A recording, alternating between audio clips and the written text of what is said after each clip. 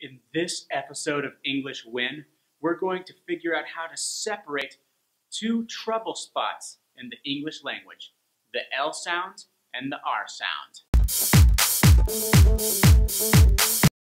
L and R. Here are some language trouble spots that people often encounter when pronouncing these difficult consonants.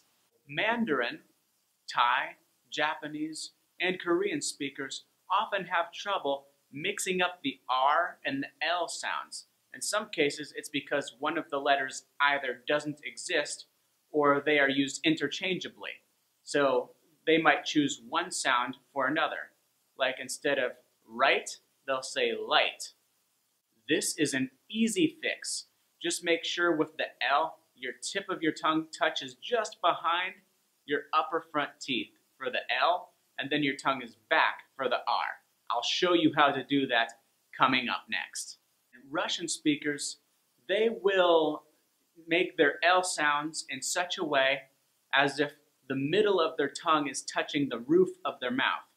English speakers only use this sound when the L is located at the end of a word. So instead of lentil, spoken by a native English speaker, you'll hear lentil. Or, let's see, what's another good example? Love, love, I love you, I will allow it. I like to eat lentils, instead of I like to eat lentils. Also, with the English R, Russians will often pronounce it with a trill. It's very common to what the Spanish speakers will do. Like, instead of the word right, they'll say right. And I'll sometimes do that for fun on a couple words when I'm teaching in front of the kids, but that is not how most native English speakers say their R sounds. It'll be right, not right, and pronunciation instead of pronunciation. So those are the main trouble spots, and now we'll go through how to pronounce the L and R sound properly. So let's get into how to actually say the L sounds.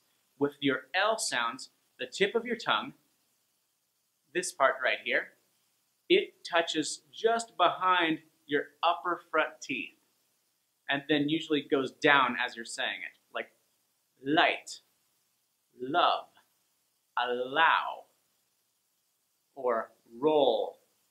When the L is at the end of the word, when you get to the L, your tongue goes up to that place just behind your upper front teeth. So, light, light, light, roll, roll, roll.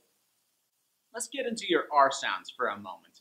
The R sounds, I like to put my tongue further back in my mouth. So instead of the tip of my tongue hitting the upper front teeth, my tongue is back. It's nowhere near my front teeth. In fact, my tongue is up and back so that the sides of my tongue, either side right there, are touching my molars. Those are the teeth very far back on the sides of your mouth. So touching your molars on the sides of your upper row of teeth. Right, right, right. Just like that. So let's throw some words up on the board behind me. Alright, so I've got these words right up here on the board. I'm going to go through them one at a time, starting on the left, then going on the right, and then we'll go back and forth, okay? Let's go. Lake, light, lead, loyal, fold. Now the R sounds. Rake, right, read, royal, and rolled. Now let's go back and forth so you can practice switching from one sound to the next, okay? Let's go.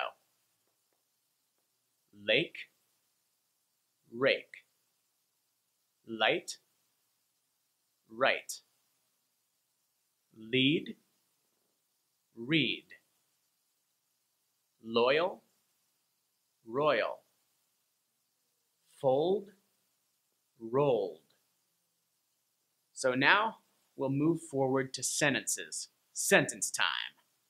All his ideas were rolled together into one easy-to-read book. Turn left, go 2 blocks, then turn right at the light. Read the royal lore to learn about kings. The road to hell is paved with right intentions. To lead a Labrador, you need a leash. So that is it for our L and R sounds.